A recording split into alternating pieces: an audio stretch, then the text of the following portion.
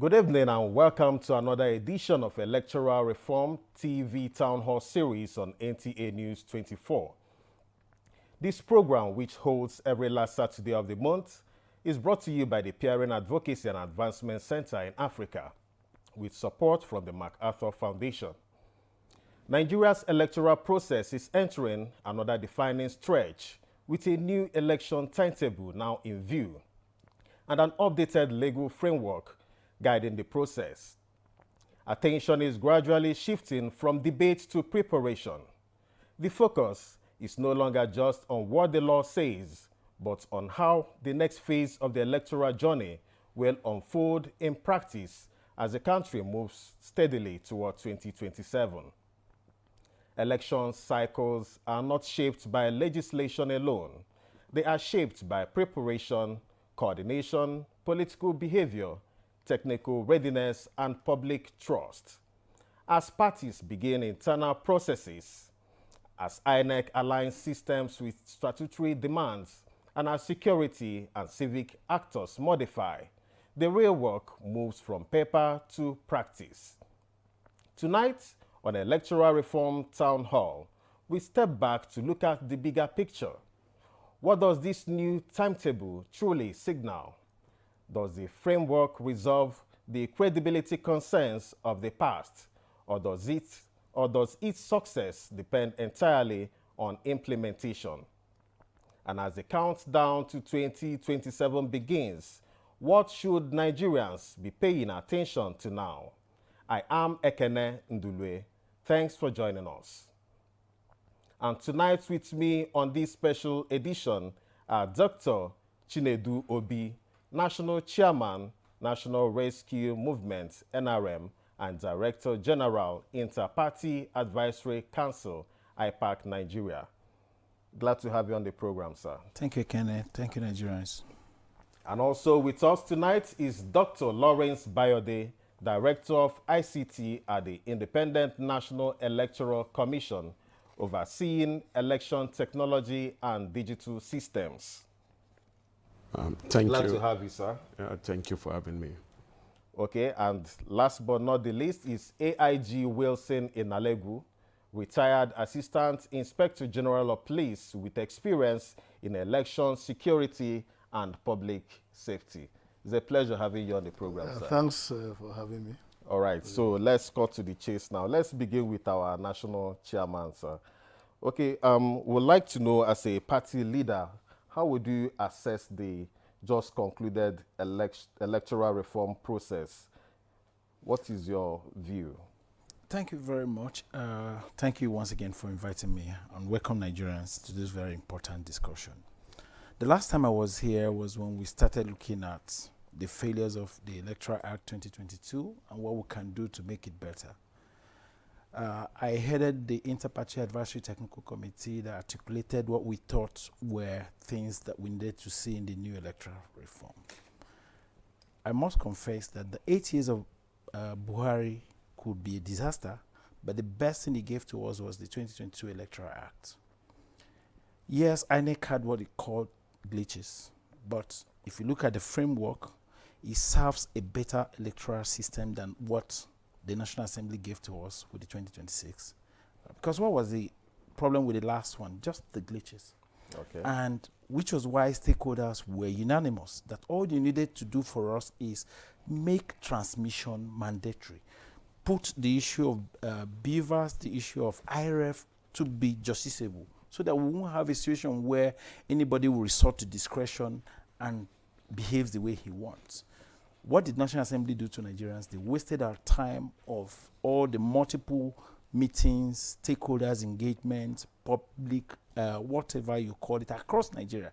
That wasted our resources, and at the end of the day, they gave us 20 years back. In fact, what we have today, if you like, is like rubbishing INEC, and if you like, putting INEC in a very tight corner. So what is your major issue with the recent The major issue first is, if you look at the election itself, they should have removed the proviso where they are not taking us back to discretion. Because for us, that is like taking us back to the era of incident form. So that has rubbished everything they did with the only expectation we wanted make transmission electronic and make it justiciable. Then that is even the distraction. Now, INEC is bound, as a law-abiding organization, is bound to implement the Electoral Act as it is now. That Electoral Act, of course, they just gave us the timetable. Soon, the activities will start. Look at the first thing required of political parties to do. Send in your register in digital format and in physical format. Now, if you notice in the last few months, APC started for the first time digital registration of party. Now, what it means is that AP seems to have had an advantage of knowing what the law will come up with eventually. I can assure you only very few parties today maintain digital register. My party, the National Rescue Movement, in the last 8 years have maintained digital register. But of course, the fields does not include issues like name.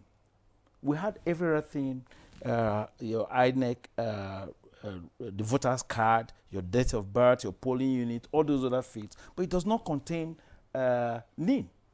Now, if you put NIN in the Electoral Act now, you're forcing us to either start the process all over again. And look at, we have between now and April to submit it. So that is already making it difficult. There are so many other things I can tell you that many Nigerians were distracted with just a transmission. They had destroyed even political parties' operation with the things they hid into this Electoral Act. And as it is today, maybe Prof is lucky he has a copy, because I look at the timetable, he was quoting the relevant sections for the what he gave to us. But political parties have not seen the gazetted act. And you know what the 10th Assembly is, if you like, the worst we've had in Nigeria, where tomorrow you hear, well, that's debatable. I agree with you. My perspective, because I consulted with the National Assembly. I've been within that system over time. I can tell you this is a rubber stamp National Assembly.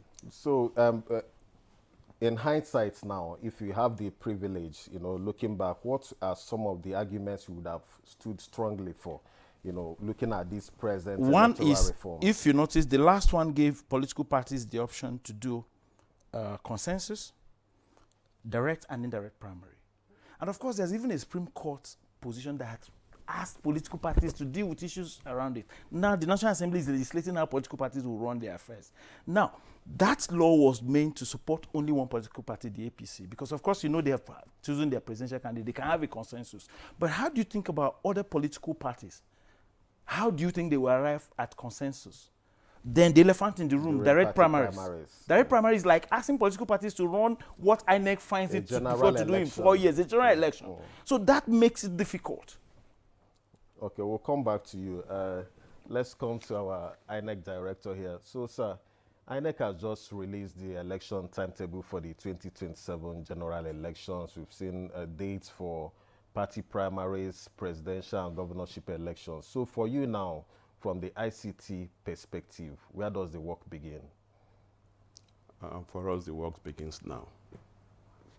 As soon as the timetable was released 2 days ago, for us in the ICT department, the work begins immediately. And so where do you begin, working with the political parties and all that? Where does it start? Yeah, when you look at the timetable, I think the ICT work starts from when the political parties will begin to submit the information of the nominated candidates. You know that this it's submitted to a portal referred to by the Commission as candidate nomination portal. So political parties ensure that the candidates that emerge from the primaries, their information are uploaded to this portal. So, like I said, our works begin now. Okay, so for those who do not understand the proviso in the new Electoral Act about the transmission of results, can you clarify for us the statutory obligation of INEC when it comes to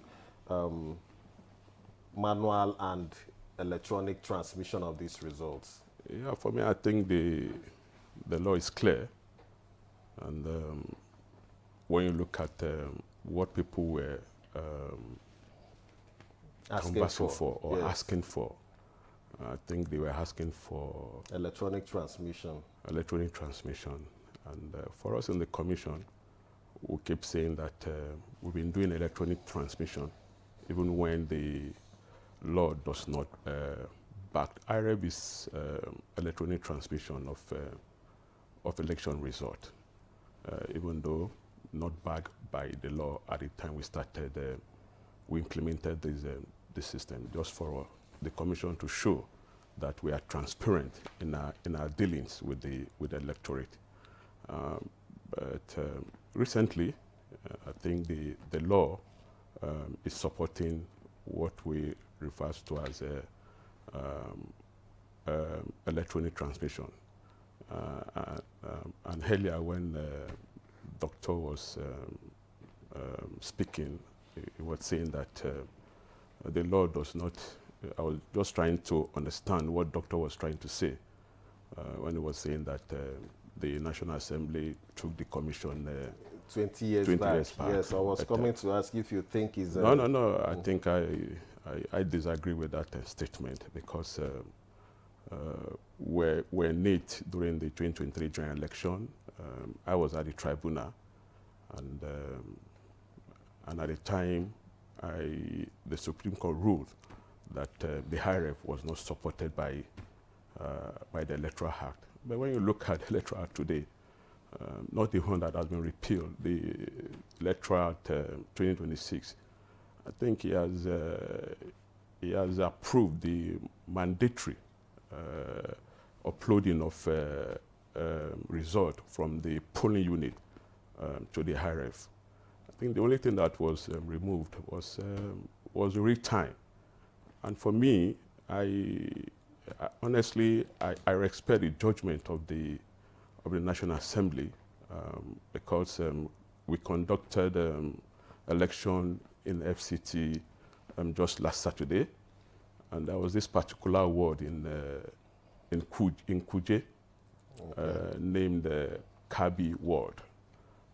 I think at some point we're waiting for the result from this particular ward or registration area.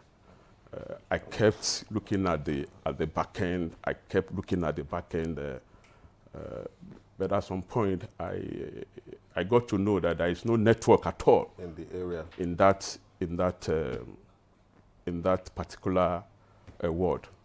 And it dawns to me, it was at the time that it dawns on me what the National Assembly has done. Because it was at this time that I know that read time would have been like a trap for everyone in this country, because somebody can use that alone to invalidate the election result, because the read time is already in the law and you're unable to transmit result from that as a result of network issues. A network issue from that particular location, and the thing's already embedded in the law. Somebody can, because of that, and invalidate the election result. I was just thinking on my own, can they now invalidate the result of that particular area, or can they use the law to now say they want to invalidate the result of the election? But kudos to the National Assembly. I think they think ahead. I think they saw behind their nose, and they say no to that trap. All right, so let's go to retired AIG Nalegu here. You know, we are looking at the security aspects of the election now. You know, when people talk about election security, everybody's mind goes to the election day proper. But as a security expert yourself, when does the issue of security risk begin during the build-up to an election? Is it mainly on the election day, or are there, you know, when does it begin generally? When you provide election security, you provide before, during, and after. And it's about protecting all the components of the electoral process. And that means, from the beginning, you think of the candidates, the electoral materials, INEC assets, the campaigns, It's just the entire process, right from the beginning Okay. of the electoral process. But it is the provision of security along the chain. And then that also, and the police is involved in all of this. The aspects. Yeah, it's just like the chain of custody. Okay. And then the police will come at the beginning. First, what are you starting with? All the materials that you have, your buildings, INEC officials, candidates, Nigerians who go for campaign, all this process, and then during the election, you provide on the election date.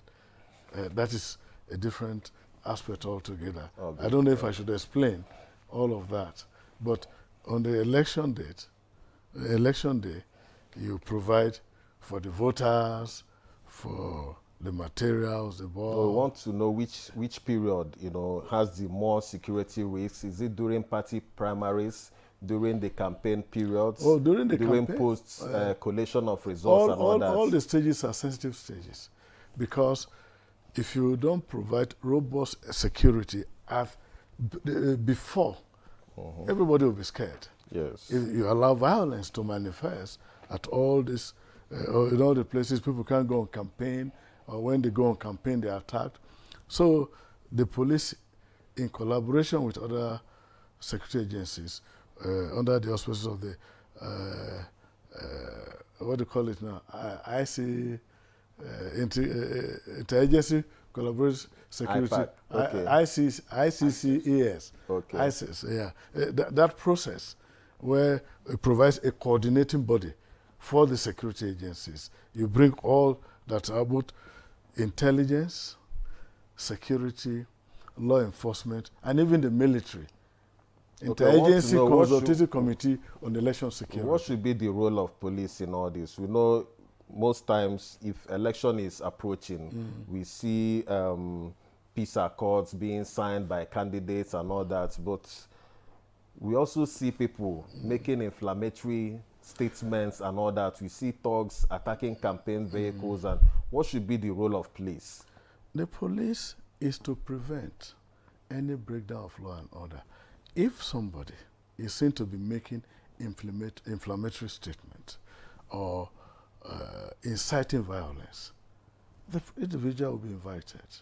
That is one thing that we'll do, but not in a way that it will be interpreted that the police is trying to stop anybody from expressing. Or favoring one party or the other. Favoring one party. That is one stage. But that's a critical stage, because assuming two parties want to have a campaign in one particular place, you've got to use your discretion, because when you are granting permit, you have to know what time this party brings their letter or the application, the other one bring, and they are talking of the same venue. I mean, you call them and advise them, look, if you come, this party submitted application for us, so, and their meeting is for 3 hours, and then you give a 1 hour overlap, because when they finish for 3 hours, you don't expect the thing to just end. And then the other party, and if it can't take place that day, there's a way you arrange it in a way that you are not seen to be yielding to any party. I think you understand. So that aspect, and then when they come to campaign, their rallies, you've got to make provision, particularly now that we have banditry, robbery. And I think the police by now, their plans are virtually ready, because one of the, in fact, almost like a 4-year thing, the policing plan for this year will include election security. And that starts from the beginning. Your timetable is out. All the processes are known. So during that period, the police, in collaboration with other security agencies, will provide security at every phase. So all are important, because if you hear there is violence in Ibadan, next time in Maiduguri, next time in Kano, a lot of people will not come, and that will lead to voter apathy. So this pre-election phase is a critical phase that the law enforcement and security take seriously. And another thing that happens, you know, this is the time you talk about intelligence estimate. You begin to think, where are the likely flashpoints? Because those are factored in the security plan. And that the police intelligence, even the military intelligence, the DSS, will take lead on that. And they say, look, from the plan that we have, this is what is likely to happen. So when you are preparing the operation order, you factor those in your plan to say, look, you are likely to have problem in Madagali, for example.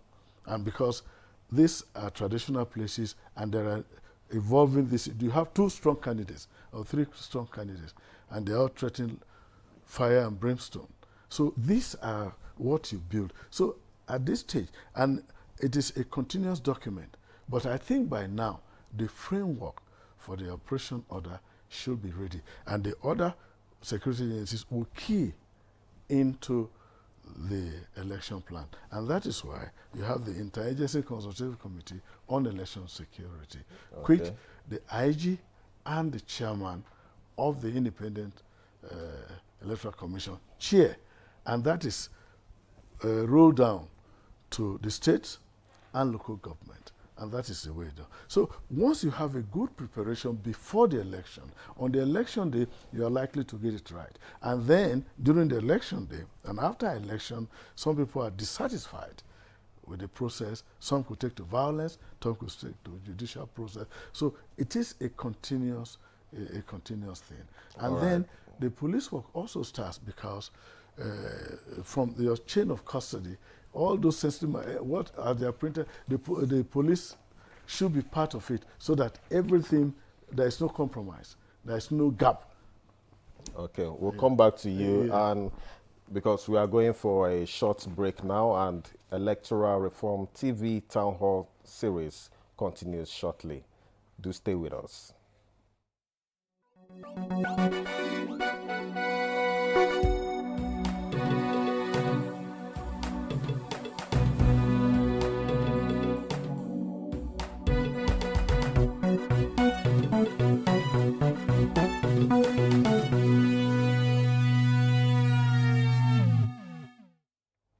Glad to have you back. This is still Electoral Reform TV Town Hall series, and we've been discussing the election timetable and the new electoral framework. Okay, let's come back to you, Dr. Chinedu. Earlier, INEC disagreed with your postulation that the National Assembly took us 20 years back with regards to the transmission of election results. So, do you agree with his description now? It got me off my thought. You know, in this whole thing, when the National Assembly, the security agencies, the politicians misbehave, the INEC is always at the receiving end. Sometimes I pity INEC, because when others fail, being the one mandated by our constitution to conduct election, everybody holds them responsible, including when they are innocent. Now, the point he said, and he got me wrong. I've worked with INEC over time. INEC is, if you like, prepared for election every day, because this is something they've done over time. So when I mean taking 20 years back, I'm talking about the political system has been taken 20 years back, and I will prove it to him now. INEC is even more reformed, more organized to even give us election. So if he thought I was saying INEC is taking 20 years back, that is not correct. What is correct is that you're taking us back to the days of discretion. Under Jega tried to use the the card reader to reduce manipulation based on the manual register.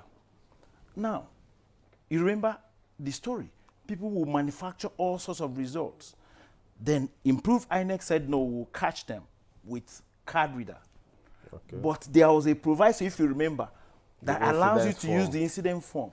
Nigerians know what happened. Yes. Exactly. Nigerians know that we now abandoned card reader and started using incident form because it was convenient for everybody. That's when you saw election results 1 million, even in places where you have less than 20 people voting. That is the 20 years I'm saying National Assembly has taken us back. Because today, you're not telling us that you can tell us this discretion will apply where a returning officer will say, no, there was no network.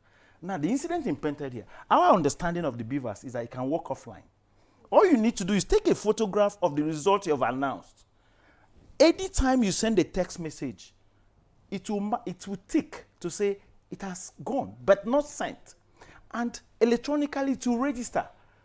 Move to any other place where there's network, it will send automatically. That's what we expect to see. That was what Nigerians were asking for. My concern now is that this will put a lot of INEC officials in very serious situation during the election, because you know there's a very serious trust deficit in our system. You know that very well. I'm a behaviorist. I'm telling you, I can predict to you what can happen. So when I say they've taken us 20 years back, we'll come back here maybe after 27 election, and you will know that what I told you was right, because you're dealing with human beings who we can predict how they can react in a certain situation. Yes, but what I understand from your own description now, putting it on beavers and sending online via beavers, waiting for network to come before it drops, it's no longer real time. No, there. I don't know, I'm not the ICT. Real time. You see what we expect. You see all these complications about terminologies is actually what I felt was brought. That was why I said to you, the 2022 Electoral Act was fine. If you remember that last election, INEC didn't have a problem with posting the House of Assembly result. They didn't have a problem with the Senate result. On the same day of election, they had problem with presidential result. So now that was how we said, look, send it. That was when there were glitches. That was they reported glitches. It was that glitch that we want to deal with. Now you have given us another possibility of glitch in 2027. This is not being pessimistic. I'm being proactive, telling you that you're dealing with human beings. Each time you create opportunity for people to use discretion, it is abused. We all know that. So National Assembly would have spared us that opportunity. Yes, I understand if he refused to send. But the agencies responsible for technology in Nigeria has told us, including INEC. You don't tell me that INEC as an organization didn't know it was going to work, and we invested this so much amount in beavers. Then it's going to work. INEC has said to us that that wouldn't have been a problem. That had a glitch. All we needed to do is, how do we deal with a glitch? Not to give discretion to persons who already know how they're going to act. And let me also tell you, and which is why I said I pity INEC. The returning officer we're talking about now could be one politician disguised. Might not be an staff, because you know that ad hoc staff constitute more than 90% of those who you see on election days. But at the end of the day, like I said, I pity INEC, because what we see in the field sometimes is not within their standard operational procedure, because people have who they work for. Politicians will find a way of making sure that the ad hoc staff are populated with their own people. We all know this. Okay, I'll also give Dr. Lawrence time to clarify, because from my own understanding, the results will also have to be uploaded on the beavers. You know, it has to be uploaded on the beavers. Dr. That's Lawrence. one of the requirements of law. I think I need to clarify a lot of Yes, things, you have. so that even Nigerians listening will know the way this area of the thing work. And very happy when Dr. Chinedu mentioned the timestamp that the result we hold, as even as the result move from at rest to when the result move in transit until it gets to the back end. In 2023, for those who care to have this timestamp, yes, the glitch was there. Sorry, I'm taking us back to the era of 2023. Yes, the glitch was there. But at the back end, we gave them the CTC of the timestamp of when this result. Yes, the result did not hit the back end, even though, and that is why the commission said it was a glitch. The result of the Senate election was hit in the back end. The one for the House of Assembly was hit in the back end, but the one for presidential was not hit in the back end. And we gave out the CTC when the CTC holding the timestamp when those results were snapped with the beavers. We have those timestamp, and that timestamp will tell you when the result, even the result was not at on the high rep when you were saying the one for Senate, when you were saying the one for National Assembly, but the one for the presidential was already on the beavers. And we gave out the timestamp when this result was snapped. And yet people still didn't believe INEC. They didn't believe the commission. There's a trust issue. That was a trust issue. I gave you the timestamp. This is the timestamp when we snapped this result. Yeah, we had glitches. A glitch that made this result not to hit the back end at the time. But on the day of the election, we were able to resolve that glitch. And at some point, the result started eating for presidential elections, started eating. It's a complex system. It's a complex system. But we've gotten it right now because that was the first time that was the first time. Yes, that was the first time we deployed the system in 2023. And so we are expecting no more glitches. No. Okay, no that's now, reassuring. Yes. Now, I think the proviso. I think the proviso is for INEC areas is where prepared. there are no INEC networks. never told anybody they will have any issue. It is just the figment of imagination of the National Assembly. Yes. Now, let me tell you why I'm happy with what the National Assembly. I'm happy with what they've done. We bury ourselves day, night, afternoon, working on this system. Every time we kept working on this system. And the reason why I say I'm happy was that the law now recognizes IREF. In 2023, we were just working, the law does not recognize IREF. And that's why I say, no, they've not taken us 20 years back. In fact, they've done this country by recognizing, yes, 2023. Yes, by recognizing IREF. Now, the law is there. It's mandatory for a presiding officer now to upload to the IREF. You must upload to the IREF. The collation officer must now check the result on the IREF and compare with the physical result that will be coming before him for collation, even at the higher level, at the collation center. So it's mandatory. The law is there, it is there. Now the law recognizes IREF. And like I said, the reason, like I said, I think they saw it. The National Assembly saw it because nobody was giving the interpretation of real time. And I can tell you, sir, somebody can hold the commission to ransom with that real time. Somebody can just go to court and just use that word alone, real time, to invalidate election that we have expended a lot of money on, election that we have expended our time to say because of this clause, we are going to invalidate this result. But like I said, they saw it coming and they said, no, we will not allow this. And thank God they didn't fall for the trap. The IREF is there.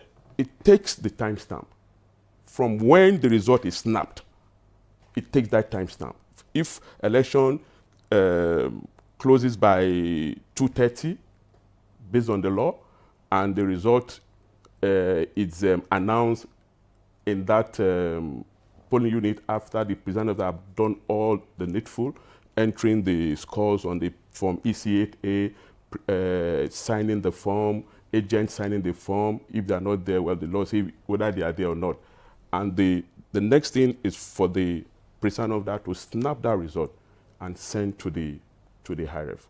Look, I'm very happy that you're clarifying to Nigerians now that results will be snapped immediately and transmitted. That was what everybody wanted to see. We know there will be time lag between the time you send and the time you deliver. What we want to see is that it's snap and sent.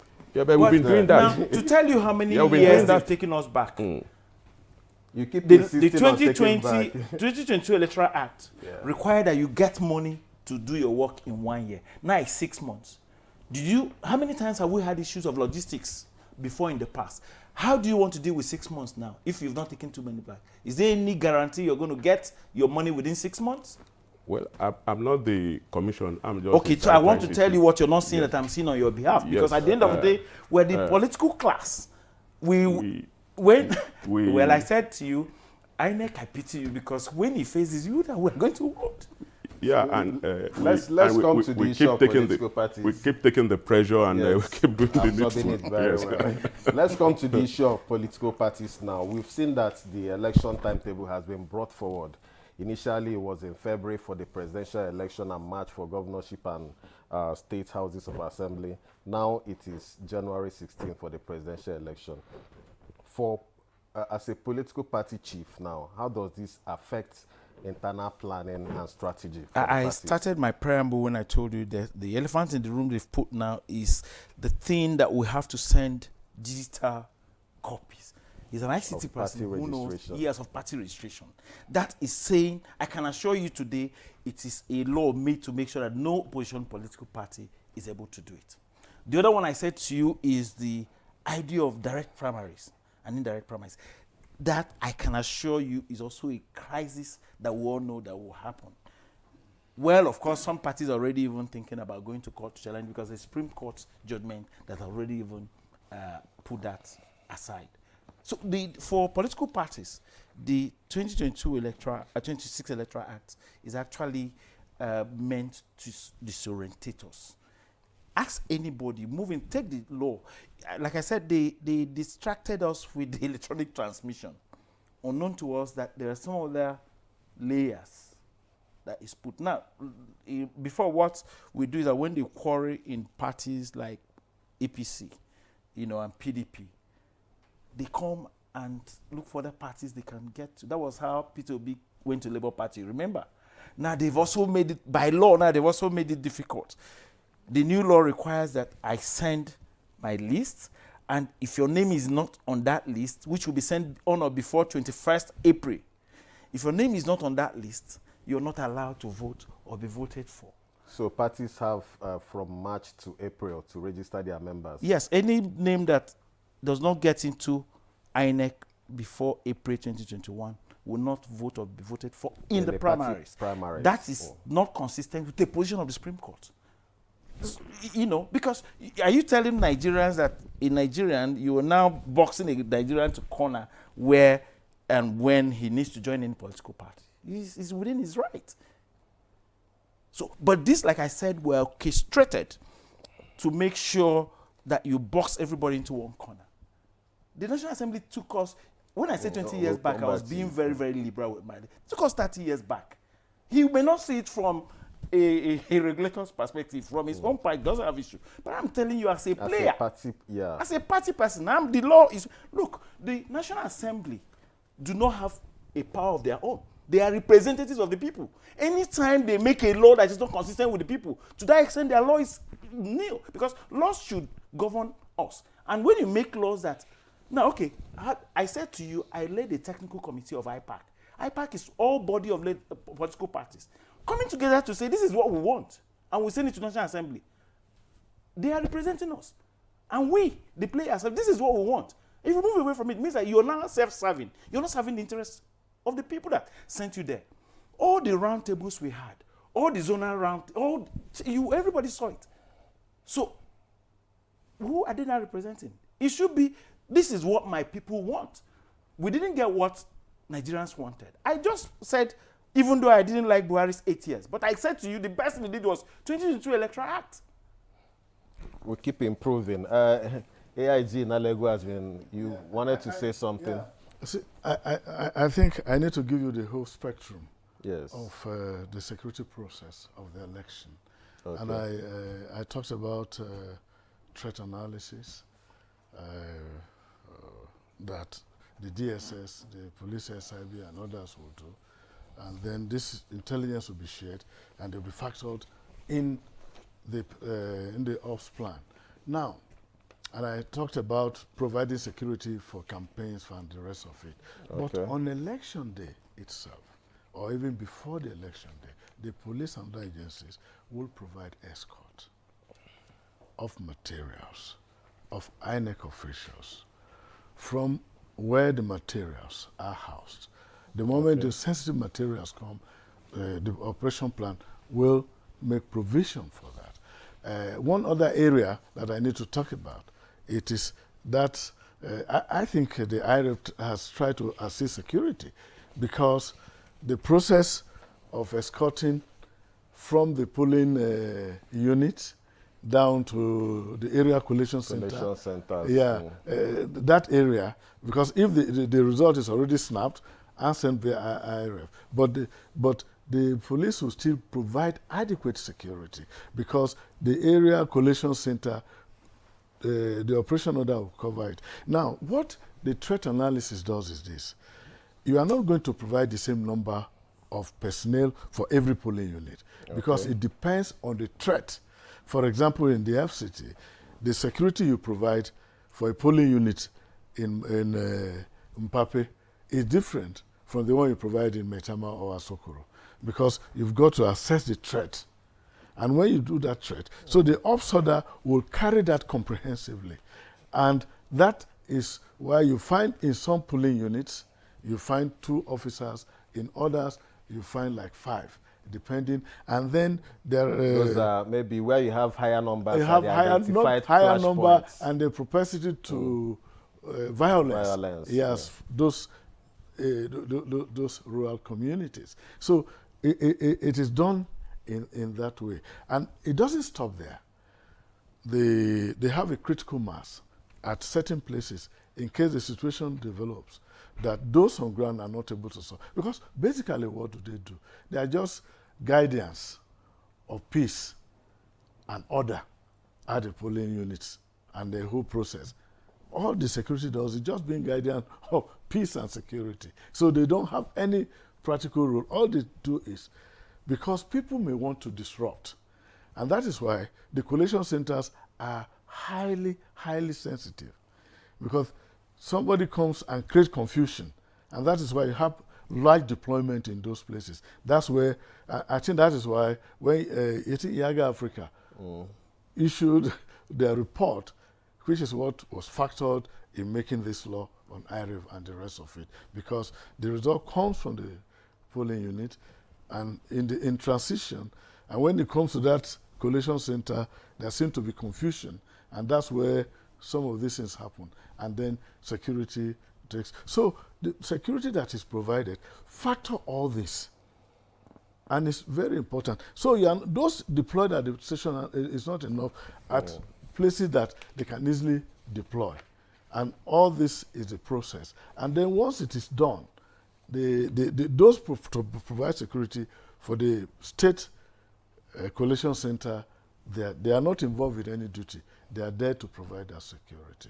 And it goes through the night. I think with this time, election will not take up to 6 or 7. Once the electronics will function properly, I don't think the election will take overnight.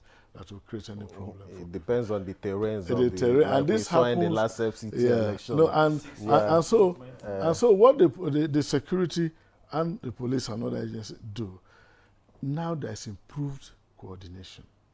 Now there's improved collaboration with the community. Our time is running fast. Yes, because let's just talk about quickly. We don't have much time again. Last Saturday, INEC conducted the FCT election. Were there new improvements? How would you assess, the election, the way it went, and should that be a pointer to what we are expecting in 2027?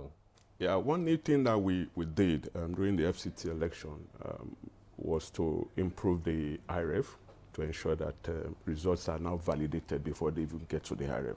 And that was why when I saw the result that was trending on social media about increasing the number of votes for a particular party, and in fact, the first thing I said to myself that this is no longer possible. When I saw the thing online, I said, no, this is no longer possible, because what the IREV allow you to do now is to key in the figures of the votes of each party, even on the beavers. That validates the physical result that you have snapped, and if there are inconsistency between what you have entered and what is on the form, then it will not allow the result to be uploaded to the IREV. And what the system does, it works with the accreditation data. And yes, on the social media, they kept on saying the accreditation is this, the number of registered voters is this, and when you look at the number for that particular party, it's more than the registered voters. And now IREV will no longer allow such things to fly. And I say this result is correct, and that is why the result was able to get to the. So now you don't have to look at social media. You can just bring up your phone and go to IREV, check the results yourself. Yes, the URL is there. And yeah, what I'm just trying to say is that if I don't know that you saw the result that was trending. Yes. What I was just trying to say was that I saw that result because the allegation was that the presiding officer change the score And for a it's no particular. longer possible. No, it's no longer. IREF will not allow that to happen. Okay, we don't have much time. Dr. Chinedu, your final shot before we wrap up the program. Well, mine is, I think, all Nigerians are now looking at INEC. Yeah. The National Assembly has passed very bad laws. INEC should use its professional side. It's created to be an independent body, even though, yes, part of what we wanted to do was even make sure that whoever comes to INEC now comes not appointed by the executive, but the National Assembly denied us that opportunity. So you can understand why I said they kept taking us many years back. What we expected was the INEC should be truly independent. Today we have a lot of things that can make a natural independent INEC to be dependent. First, now, we talked about security.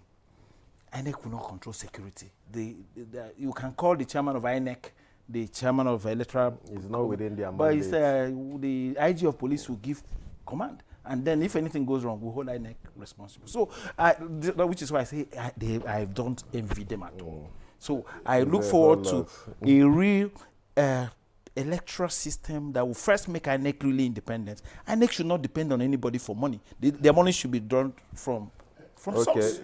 Okay. I cannot give any order contrary to because what INEC the wants. chairman of Interagency Constitutional Committee on Election Security is actually the chairman of INEC. The IG just like is governors, chief security officers of the states. The IG know is this co. is So even at the polling unit, it is the presiding There's a officer. collaboration. Yeah, All the yes, agencies are but working even together. at the polling station, it is the presiding officer who will give directive. So the IG cannot give. All the IG does is based on the threat and with other agencies conduct its deployment. But the IG cannot give an order. It is it's support to INEC. So the IG cannot give order overriding the chairman of INEC. And in 1 minute, talk to the people, the voters. We've seen last election, we saw apathy in some areas. Want to restore confidence in the people that INEC is doing the right thing. In 1 minute, please. Yeah,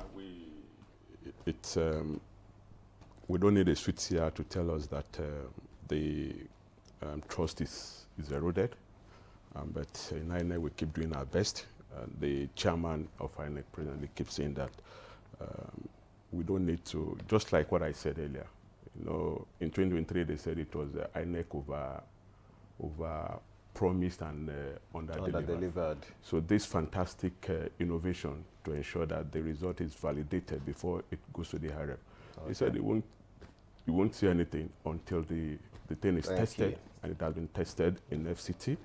And during the last meeting with some stakeholders, he said this will be deployed for Ekiti, it will be deployed for Osun, and it will be deployed for the general election. So we keep doing our best to ensure that the trust comes back. All right, thank you very much. And this is where we draw the curtain on this episode of Electoral Reform TV Town Hall series. And we wish to specially thank our guest, Dr. Pascal Obi-Chinedu, National Chairman, National Rescue Movement. It was a pleasure having you on the program. Thank you very much, and thank you for listening to us, Nigerians. And Dr. Lawrence Bayode, Director of ICT INEC. Thank you so much, and thank you for listening. AIG Wilson Inalegu retired. It was also a pleasure having you tonight. Come out to vote. Your security is guaranteed. Thank you. That's reassuring.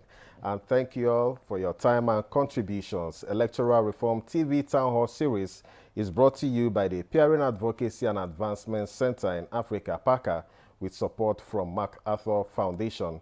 Remember, the conversation doesn't end here. The Electoral Reform Half Hour continues every Saturday at 8:30 p.m. with a repeat broadcast on Sunday at 2:30 p.m. on the same station. Thank you for watching. And remember, democracy works best when every voice is heard. I am Ekene Ndulue. Thank you for watching.